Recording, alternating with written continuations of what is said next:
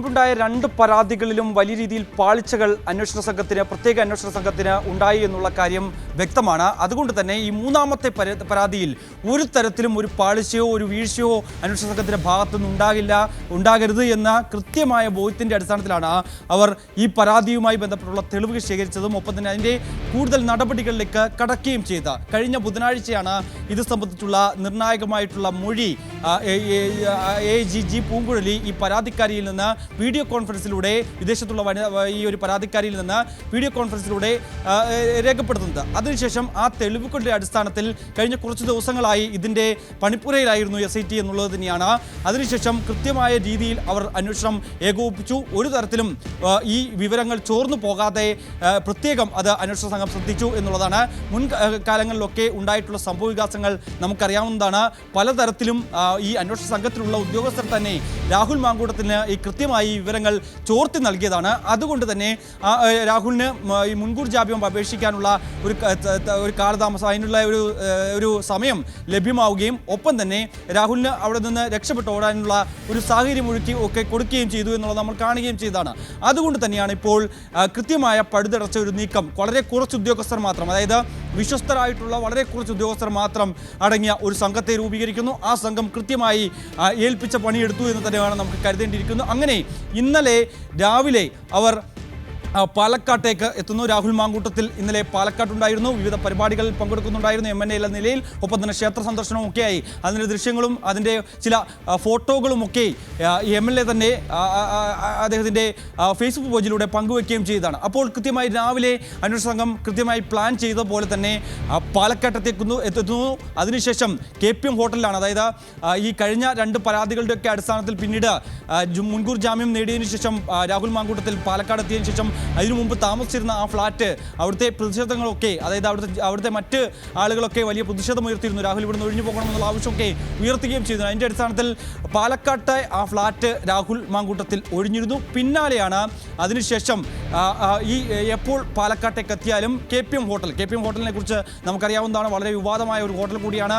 നീലപ്പെട്ടി വിവാദമൊക്കെ തെരഞ്ഞെടുപ്പിൻ്റെ വേളയിലൊക്കെ വലിയ രീതിയിൽ ചർച്ചാ വിഷയമായ ഒരു ശ്രദ്ധാകേന്ദ്രം കൂടിയായിരുന്നു KPM ഹോട്ടൽ. അവിടെയാണ് രാഹുൽ മാങ്കൂട്ടത്തിൽ താമസിച്ചു വന്നിരുന്നത്. ഇന്നലെ കൃത്യം രാവിലെ നാടകീയ നീക്കങ്ങളായിരുന്നു SITയുടെ ഭാഗത്തു നിന്നുണ്ടായിരുന്നത്. KPM ഹോട്ടലിലേക്ക് SIT സംഘം എത്തുന്നു. രാവിലെ എത്തിയതിനു ശേഷം പിന്നീട് രാഹുൽ ഹോട്ടലിൽ തന്നെ താമസിക്കുന്നുണ്ട്. അതായത് ഇന്നലെ അവിടെ തുടരും, അതല്ല തിരികെ പത്തനംതിട്ടയിലേക്കോ അല്ലെങ്കിൽ മറ്റെവിടേക്കെങ്കിലും ഒക്കെ പോകുന്നു എന്നുള്ള കാര്യം അന്വേഷണ സംഘം ആ വിവരങ്ങൾ കൃത്യമായി പരിശോധിക്കുകയും അത് ഉറപ്പിക്കുകയും ചെയ്തതിനു ശേഷമാണ് അടുത്ത നടപടികളിലേക്ക് കടക്കുന്നത്. അതായത് പാലക്കാട്ടെ വീടൊഴിഞ്ഞതിനാൽ രാഹുൽ മാങ്കൂട്ടത്തിൽ തങ്ങുന്ന KPM ഹോട്ടലിലാണ് തന്നെയെന്ന് ഇത്തരത്തിൽ ഈ അന്വേഷണ സംഘം ഉറപ്പിക്കുന്നു. രാത്രി 9 മണിയോടെ, അതായത് ഇന്നലെ രാവിലെ എത്തിയ അന്വേഷണ സംഘം മറ്റൊരിടത്ത് തങ്ങുന്നു. അതിനുശേഷം ആരും അവിടെ എത്തിയ വിവരം അവിടുത്തെ ലോക്കൽ പോലീസ് സ്റ്റേഷനിലോ അല്ലെങ്കിൽ മറ്റാർക്കോ ഒരു വിവരവും നൽകാത്ത രീതിയിൽ കൃത്യമായ ആസൂത്രണത്തോടുകൂടി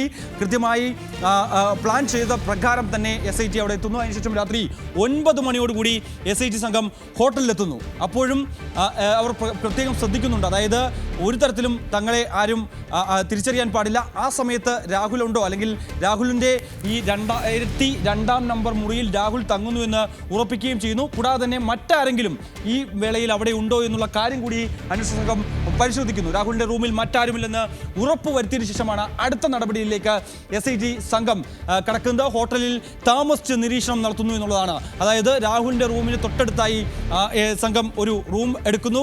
അവിടെ വളരെ കുറച്ച് ഉദ്യോഗസ്ഥർ മാത്രം, അതായത് ആർക്കും പെട്ടെന്ന് തിരിച്ചറിയാൻ കഴിയാത്ത ഈ സംഘത്തിലെ 1-2 ഉദ്യോഗസ്ഥർ മാത്രം ആ റൂമിൽ രാഹുലിനെ നിരീക്ഷിച്ചുകൊണ്ടിരിക്കുന്നുണ്ടായിരുന്നു എന്നുള്ളതാണ് നമുക്ക് മനസ്സിലാക്കാൻ സാധിക്കുന്നത്. അതിനുശേഷം അർദ്ധരാത്രി 12:30 കസ്റ്റഡിയിലെടുക്കുന്നു. അതായത് വളരെ പെട്ടെന്ന് തന്നെ ഒരു നീക്കമുണ്ടാകുന്നു. രാഹുൽ മാങ്കൂട്ടത്തിൽ റൂമിലുണ്ടെന്ന് എന്ന് ഉറപ്പിക്കുന്നു. രാഹുലിനൊപ്പം മറ്റാരുമില്ല എന്ന് കൃത്യമായി ബോധ്യപ്പെട്ടതിൻ്റെ അടിസ്ഥാനത്തിൽ 12:30 അതായത് 15 മിനിറ്റ് നേരം മാത്രമേ അന്വേഷണ സംഘത്തിന് വേണ്ടി വന്നുള്ളൂ. അവിടുത്തെ ലോക്കൽ പോലീസിനുള്ള ഉദ്യോഗസ്ഥരെ വിളിച്ചു വരുത്തുന്നു. അവർ വരുന്നതിൻ്റെ ദൃശ്യങ്ങളൊക്കെ ഇപ്പോൾ നമ്മൾ തന്നെ പ്രേക്ഷകരിലേക്ക് എത്തിക്കുകയും ചെയ്തിരുന്നു. അതിൻ്റെ CCTV ദൃശ്യങ്ങളൊക്കെ കാണാം. അതിൽ കുറച്ച് പോലീസ് ഉദ്യോഗസ്ഥർ, അതായത് അവിടുത്തെ ലോക്കൽ പോലീസ് ഉദ്യോഗസ്ഥരൊക്കെ സഹായം സ്വാഭാവികമായും അന്വേഷണ സംഘം തേടുകയും ചെയ്യും. അവരെ വിവരം അറിയിക്കുന്നു. അതായത് 15 മിനിറ്റ് കൊണ്ട് കാര്യങ്ങൾ പൂർത്തീകരിക്കുന്നു. ഒരു തരത്തിലും രാഹുൽ രക്ഷപ്പെടാത്ത രീതിയിൽ കാര്യങ്ങൾ റെഡിയാക്കുന്നു എന്നുള്ളതായിരുന്നു.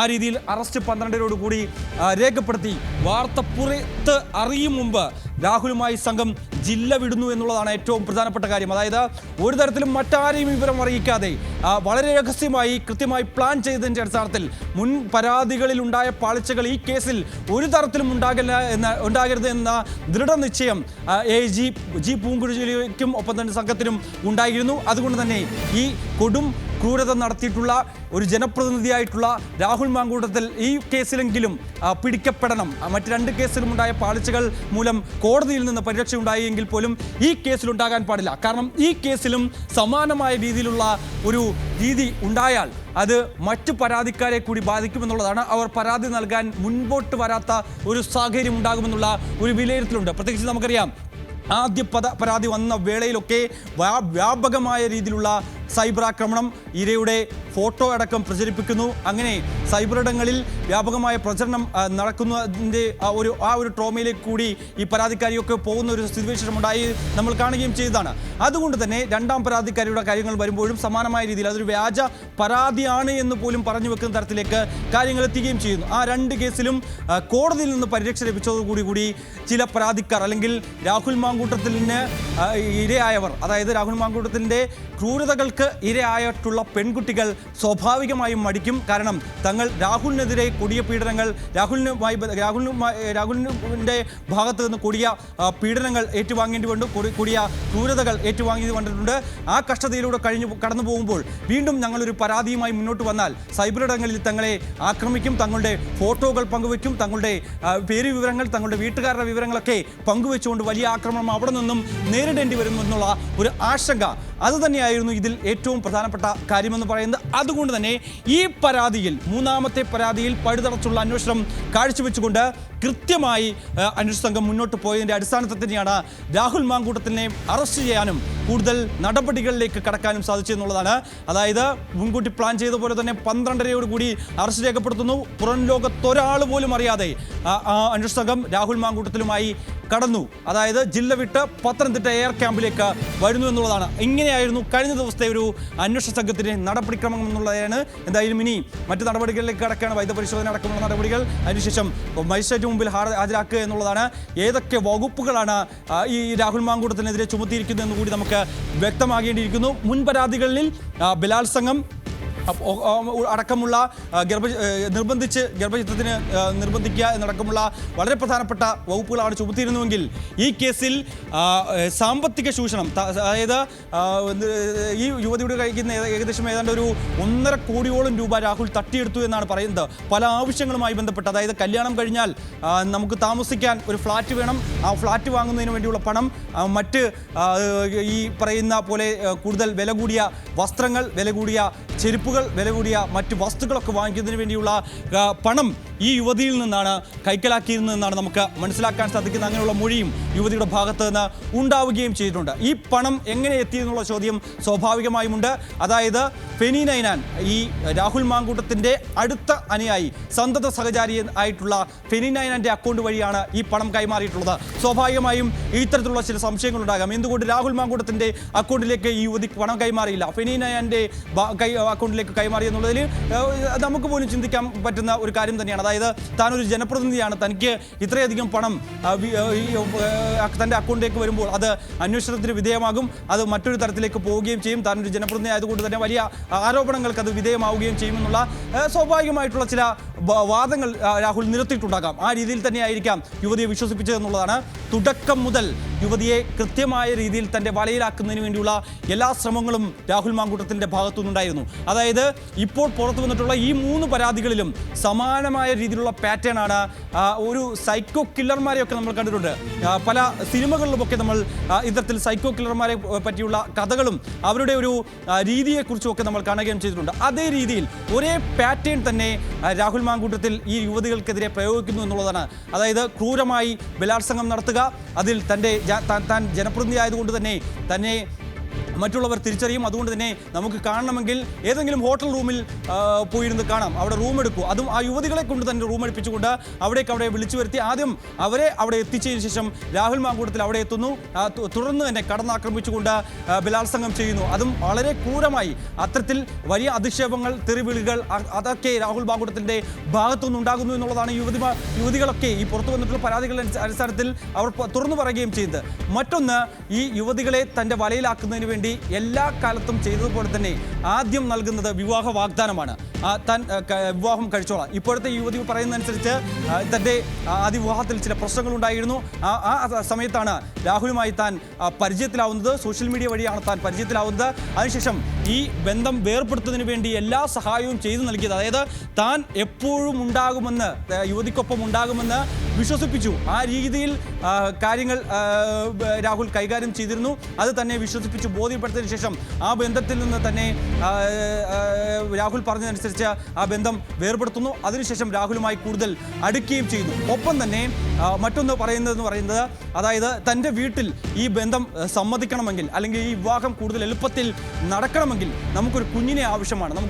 നമുക്കൊരു സ്വന്തം കുഞ്ഞുണ്ട് എങ്കിൽ നമുക്ക് ആ രീതിയിൽ മുന്നോട്ട് പോകാം. ആ രീതിയിൽ വീട്ടുകാരെ പറഞ്ഞ് കാര്യങ്ങൾ ബോധിപ്പിച്ചാൽ എത്രയും പെട്ടെന്ന് വിവാഹം നടക്കുകയും ചെയ്യും. ഈ രീതിയിൽ കാര്യങ്ങൾ യുവതിയെ പറഞ്ഞ് വിശ്വസിപ്പിക്കുന്നു. അതിനുശേഷമാണ് ഈ പറയുന്ന ക്രൂരത, ബലാത്സംഗം, അത്തരത്തിൽ ഉള്ള പീഡന ശ്രമങ്ങളൊക്കെ രാഹുൽ മാങ്കൂട്ടത്തിന് ഉണ്ടാകുകയും ചെയ്ത് അത് പിന്നീട് തിരിച്ചറിയാൻ പിന്നീടായിരിക്കും ഈ കാര്യങ്ങളൊക്കെ വൈകിയാണ് യുവതികൾ അറിയുകയും ചെയ്തത്. അങ്ങനെ ഒരു ഘട്ടത്തിൽ താൻ ഗർഭിണിയാണ് എന്നുള്ള വിവരം ഈ രാഹുൽ മാങ്കൂട്ടത്തിന് യുവതി വിളിച്ചു പറയുകയാണ്. ആ സമയത്ത് അധിക്ഷേപിക്കുകയും അസഭ്യം പറയുകയും ഈ കുട്ടി മറ്റാരുടേതാണെന്ന രീതിയിലുള്ള ചില പരാമർശങ്ങൾ ഈ രാഹുൽ മാങ്കൂട്ടത്തിൻ്റെ ഭാഗത്തു നിന്ന് ഉണ്ടാവുകയും ചെയ്യുന്നു. അപ്പോഴാണ് താൻ DNA പരിശോധനയ്ക്ക് തയ്യാറാണ്, അതിനുള്ള നടപടികളിലേക്ക് കടക്കുകയാണ്. എന്നാൽ അപ്പോൾ രാഹുൽ അത് നിഷേധിക്കുകയാണ് ചെയ്തത്. തനിക്കത് പറ്റില്ല, തനിക്കത് സൗകര്യമില്ല എന്ന രീതിയിലൊക്കെ ഉള്ള പ്രതികരണങ്ങൾ രാഹുലിൻ്റെ ഭാഗത്തുനിന്ന് ഉണ്ടായി എന്നുള്ളതാണ്. അവിടെ ഏറ്റവും പ്രധാനപ്പെട്ട കാര്യം, മുൻ പരാതിക്കാരികൾ ആ സമയത്ത് ട്രോമയിലായതുകൊണ്ടൊക്കെ തന്നെയാണ് അവർ കൃത്യമായി തെളിവുകളൊന്നും ശേഖരിച്ചു വെക്കില്ല. ഈ ഘട്ടങ്ങളിലൊക്കെ ഇയാൾ തന്നെ ചതിക്കാൻ പോവുകയാണ് എന്നുള്ള ഒരു ചിന്ത ഈ സ്വാഭാവികമായും ഈ യുവതികൾക്കൊന്നും ഉണ്ടാകില്ല. ജനപ്രതിനിധിയാണ്, അതുകൊണ്ട് തന്നെ പൊതുമധ്യത്തിൽ ഇറങ്ങി പ്രവർത്തിക്കുന്ന ഒരു വ്യക്തിയാണ്. അതുകൊണ്ട് തന്നെ അങ്ങനെ തങ്ങളെ വഞ്ചിച്ച് കടന്നു കളയുമെന്ന് ഒരു തരത്തിൽ പോലും ഈ യുവതികൾക്ക് ഒരു ചിന്തയെ ഉണ്ടാകില്ല എന്നുള്ളത് തന്നെയാണ്. പക്ഷേ ഈ മൂന്നാമത്തെ പരാതിക്കാരി കൃത്യമായി ഈ DNA പരിശോധന സമയത്ത് തൻ്റെ ഭ്രൂണം അത് ശേഖരിച്ചു വെച്ചിരുന്നു എന്നുള്ളതാണ്. അതാണ് ഈ കേസിൽ ഏറ്റവും നിർണായകമാകാൻ പോകുന്നത് എന്നുള്ളതാണ്. അങ്ങനെ കൃത്യമായ എവിഡൻസുകൾ അന്വേഷണ സംഘം ശേഖരിക്കുകയും ചെയ്തു. മറ്റൊന്ന്, യുവതി ഈ മൊഴി നൽകുന്ന വേളയിൽ വീഡിയോ കോൺഫറൻസിലൂടെ IIG ജി പൂങ്കുഴലിലേക്ക് കൃത്യമായ വിവരങ്ങൾ പങ്കുവെക്കുന്ന വേളയിൽ കൂടി ഒരു കാര്യം പറഞ്ഞിരുന്നു. മുമ്പ് ഉണ്ടായ 2 പരാതിക്കാരികളും ഈ പരാതിയുമായി രംഗത്ത് വന്നപ്പോൾ അവരെ വളരെ ക്രൂരമായി സൈബർ ഇടങ്ങളിൽ അധിക്ഷേപിക്കുന്നുണ്ട്. നമുക്കറിയാം, രാഹുൽ മാങ്കൂട്ടത്തെ സംബന്ധിച്ച് സൈബർ ഇടങ്ങളിൽ വലിയ രീതിയിലുള്ള ഒരു ശൃംഖല തന്നെ രാഹുൽ മാങ്കൂട്ടത്തിനുണ്ട് എന്നുള്ളതാണ്. വിദേശത്തുള്ള ചില സുഹൃത്തുക്കൾ വഴി വലിയ രീതിയിൽ വ്യാപകമായി, അത് ഇൻസ്റ്റാഗ്രാമിലും ഫേസ്ബുക്കിലും ഒപ്പം തന്നെ യൂട്യൂബിലും അടക്കം വ്യാപകമായ രീതിയിൽ, ട്വിറ്ററിലുമൊക്കെ അടക്കം വ്യാപകമായി സൈബർ ഇടങ്ങൾ കൈകാര്യം ചെയ്യാൻ അറിയുന്ന ഒരുപാട് പേർ ഈ രാഹുലിൻ്റെ സംഘത്തിലുണ്ട്. ആ രീതിയിൽ ഈ ഇരയായിട്ടുള്ള ഈ പെൺകുട്ടികളെ അധിക്ഷേപിക്കുന്ന തരത്തിൽ ഇവർ പോസ്റ്റുമായി രംഗത്ത് വരും. അത് വിശ്വസിക്കുന്ന പല ആളുകളും ഉണ്ട് എന്നുള്ളതാണ്. അതായത് ഒരുപക്ഷെ നമുക്ക് കരുതേണ്ടിയിരിക്കുന്നത്, അതായത് കോൺഗ്രസിന് പോലും ഉള്ളതിനേക്കാൾ വലിയ രീതിയിലുള്ള വ്യാപകമായ ഒരു സൈബർ ശൃംഖല രാഹുൽ മാങ്കൂട്ടത്തിലുണ്ട് എന്നുള്ളതാണ്. അതുകൊണ്ട് തന്നെ തൻ്റെ പേരും ഈ വിഷയത്തിൽ വലിച്ചിഴക്കപ്പെടാനുള്ള സാധ്യതയുണ്ട്. ഈ രീതിയിൽ ആണ് കാര്യങ്ങൾ പോകുന്നതെങ്കിൽ തനിക്ക് തെളിവുകൾ കൈമാറാൻ സാധിക്കില്ല. പക്ഷേ നിങ്ങളുടെ അന്വേഷണ സംഘം തന്നെ രാഹുൽ മാങ്കൂട്ടത്തിന് ചില വിവരങ്ങൾ ചോർത്തി നൽകുന്നു എന്നുള്ള ചില ആരോപണങ്ങൾ നിലനിൽക്കുന്നുണ്ട്. അതുകൊണ്ട് തന്നെ ഈ പരാതി താൻ നൽകാൻ പോകുമ്പോൾ ഇങ്ങനെയുള്ള ഒരു നടപടിയും ഒരു കാരണവശാലും ഉണ്ടാകാൻ പാടില്ല. അത് തനിക്ക് സമ്മതം നൽകിയാൽ, അതുമായി ബന്ധപ്പെട്ട് ഉള്ള ഒരു ഉറപ്പ് നൽകിയാൽ മാത്രമേ താൻ തെളിവുകൾ കൈമാറൂ എന്ന് കൃത്യമായി യുവതി പറയുകയും ചെയ്തിരുന്നു. അതിൻ്റെ അടിസ്ഥാനത്തിലാണ് അന്വേഷണ സംഘം കൃത്യമായി പോവുകയും വളരെ കുറച്ച് ഉദ്യോഗസ്ഥരെ മാത്രം, അതായത് വിശ്വസിക്കാൻ കഴിയുന്ന വളരെ കുറച്ച് ഉദ്യോഗസ്ഥരെ മാത്രം ഉൾപ്പെടുത്തിക്കൊണ്ട് ഈ സംഘം മുന്നോട്ട് നീങ്ങുകയും ഇപ്പോൾ അറസ്റ്റിലേക്ക് വരെ എത്തി നിൽക്കുന്നത്. കൂടുതൽ വാർത്തകൾക്ക് News 18 Keralam YouTube channel subscribe ചെയ്യുക.